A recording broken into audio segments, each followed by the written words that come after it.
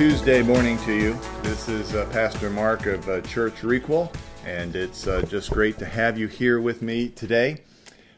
We are continuing our study of the Beatitudes in the beginning of the Sermon on the Mount, and today we're going to look at Matthew chapter 5, verse 6, where we talk about blessed are the hungry.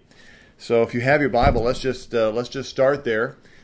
Matthew chapter 5, verse 6, I'm reading out of the English Standard Version.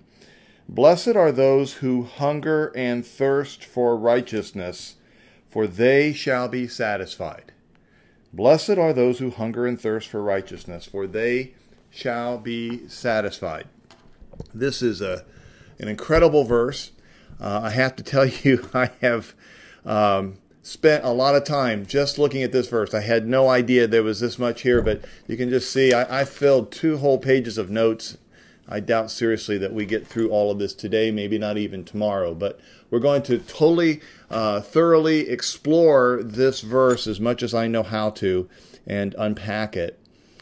First of all, this idea of hunger and thirst. I think that modern man, certainly I have to confess myself, I don't think I have a real good idea of exactly what is meant here. I can imagine it, I think, but I don't believe it's possible that we can entirely arrive at where we need to, because when he's saying hunger and thirst, he's talking about someone who is starving for the food, or who is so thirsty that they will die if they don't get a drink.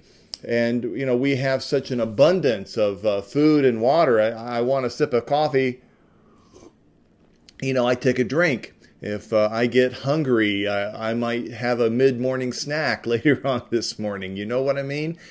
We just really don't have this idea of what it means just to be thoroughly hungry. But I think that in Jesus' day, when he was saying this, certainly the people who were listening to him had a much closer idea. It's estimated at the most positive that the typical man in Jesus' day might have eaten meat once a week. And there are some who debate that that's even the case, that typically the men would eat meat only when there was a Jewish festival. The area around Palestine had been deforested 800 years earlier. So, you know, the opportunity to go hunt for meat was not very good. And so where did they most likely get a chance to eat? Well, it would be the meat that had been sacrificed.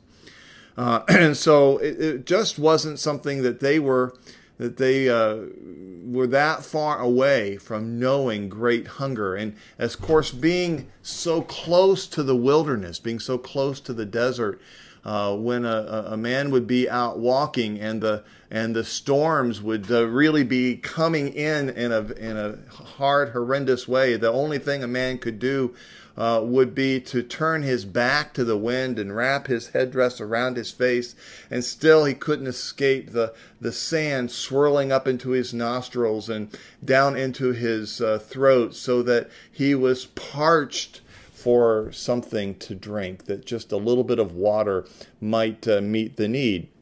This is the level of hunger and thirst for righteousness that Jesus is talking about here.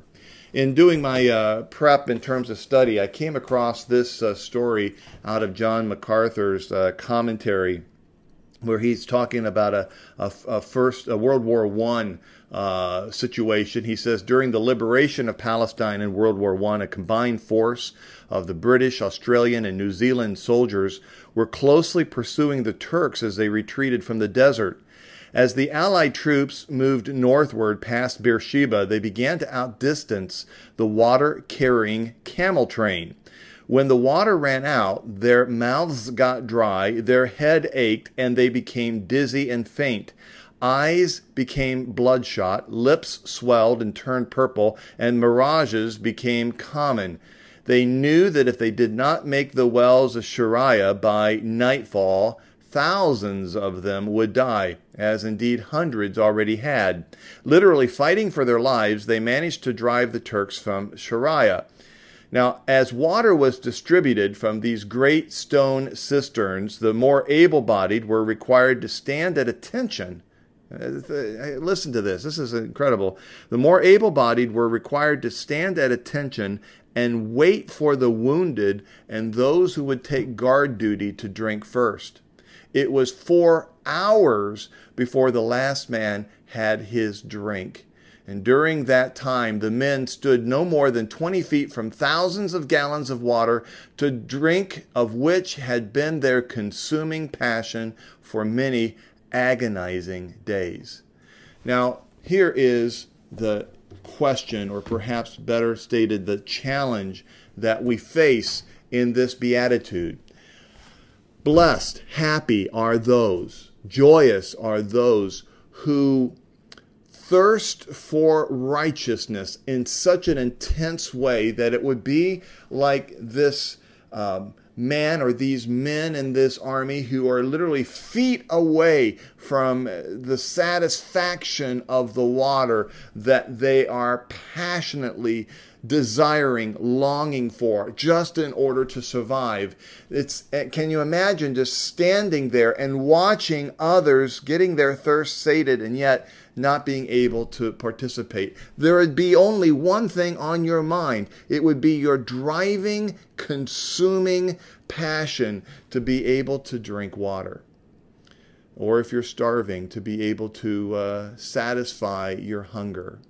And here Jesus is saying that those who hunger and thirst like a starving man hungers for food, or like a thirsty man dying of thirst desires something to drink. If that is the passion that you have for the righteousness that can only come from God, that you will be satisfied.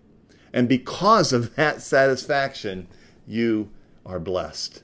Now, that is an incredible both challenge to us as well as promise. You see, what this is really saying here is that righteousness to us spiritually is the same as what food and water are to us physically. You don't even think about it. You just make it a habit daily to eat regularly. Some of us more regularly than what we should. And whenever we get thirsty, we walk over to the tap and clear water comes out. We search after food and drink just to sustain us physically. And Jesus is saying here that the same necessity of food and drink to your physical life is this necessity for righteousness in our spiritual life. When we come back tomorrow on Wednesday, we're going to talk more about what this righteousness means and how significant that it is for us. But I am just so excited about what Jesus has promised us here, because he doesn't tell us that we will necessarily ever be perfect. He doesn't tell us that we're ever going to achieve it. Notice what he says here. It is the desire, the overwhelming desire for righteousness that counts. My challenge to you as you go through your Tuesday is to ask yourself, do I have such an overwhelming desire, a passion, a driving force within me to be right with God, to please God, to do those things that he would have me do? If so, Jesus promises that you will be blessed. Thanks for listening, and I look forward to talking with you again tomorrow on Wednesday.